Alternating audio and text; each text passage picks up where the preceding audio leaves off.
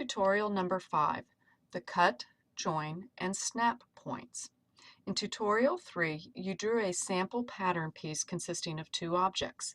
In this tutorial, we will modify your sloper. You will see how using snap points makes precise adjustments easy. We are going to use the cut and join functions to make the sloper 2 inches shorter. First, we will draw a horizontal cut line, then we will cut the sloper in 2. We will move the bottom piece up 2 inches, then we will join the 2 pieces back together. All right, let's let me minimize that. All right, here is our sloper that we started with. We're going to use our line tool first. Select the line icon. It has our diagonal line on it. Select the first point of the line with the mouse. It should be a bit to the left of the sloper object and slightly above the line that marks the waistline. We will just single click to set that point. Now, as you move the mouse, the line will follow it around. You want to draw a perfectly horizontal line, but you may notice that it's hard to keep it from being quite level. This is where snap points come in. We're going to use the snap to ortho. Hold the control key down while pressing the F5. So control key F5. I have now put it into the snap to ortho command. Note that you can interrupt other commands with the snap functions, just like the zoom and pan commands you learned earlier. You use snap to ortho to select a point that is aligned vertically or horizontally with the last point you selected.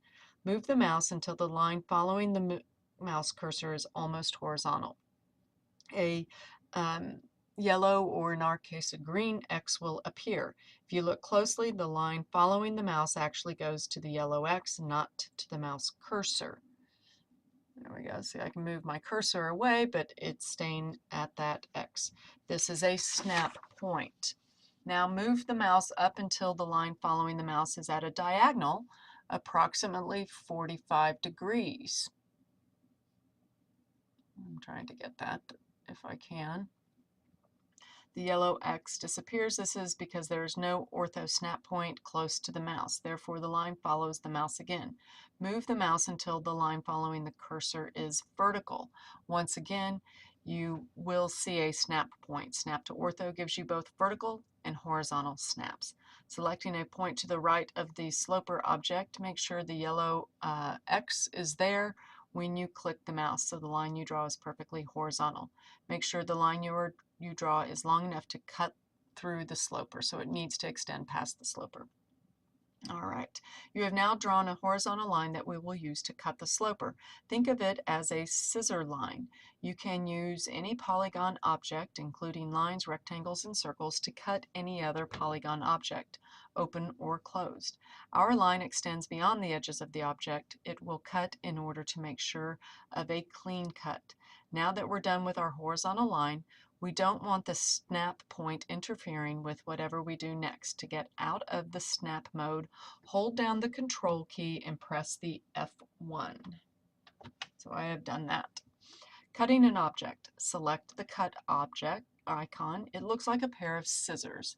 It's right over here in our toolbox. I'm going to select that. It tells me up here and up to the right which tool I have. The prompt will ask you to select the object to cut down here in our command bar. Well, select the sloper object by putting the mouse cursor on it and clicking the left button one time. Then click the right button or the escape button to let us know we are done selecting. Now a prompt will ask you to select the object to cut with. Select the line that we just drew, the one that extends past the edges of the object. All right, and the prompt should say select the object to be cut, object selected, select the object to cut with, object selected. The computer now uses the line to cut the sloper.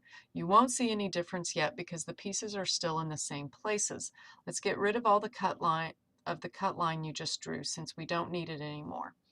All right, we are done selecting. All right. Let's use our erase command from the edit menu. You learned how to use the edit commands in tutorial 4. Go ahead and erase the cut line. So edit, erase, and we will click that, right click, done selecting. Now notice it erased the line all the way across there, but it left the where it was cut. Now to shorten the sloper, we want to move the lower piece up exactly 2 inches. It's hard to be that precise with the mouse. We could do it by typing the coordinates we need, but by using snap points, it's faster. First, select the move command and select the bottom part of the sloper. Remember, the move command is the hand, and we will select the bottom half. Notice that it is not going to select the upper half. There we go. Since the line marking the waistline should stay the same distance above the hip line, we need to move it to select this line, then press escape. So we need to move that one as well. So our waistline is selected. We can click escape or right click, done selecting. All right. Snap to grid. We're going to press Control and the F key at the same time. I'm sorry, F2. This puts us into snap to grid move command. The prompt window will confirm the change, then repeat the last message. It's going to ask us base point. It tells us which mode we are in, snap to grid. The grid also appears when we do this if it was not up before. Remember that the grid points are exactly 1 inch apart. A yellow X will appear anytime the mouse cursor is near a grid point. See how that shows up? These snap points work much like the snap to ortho points, except that a snap point appears at the nearest grid point. This will make it easy to select a base and destination exactly 2 inches apart. Remember that it doesn't matter where the base point of your move is as long as the destination is 2 inches above it. So we can select one and then move, and notice that the X jumps to the closest 1 inch grid point. We moved it up 2 inches. We would like to now the bottom piece of the sloper is moved up, so it overlaps the top piece by 2 inches. We'd like to recombine them. So we can right click, I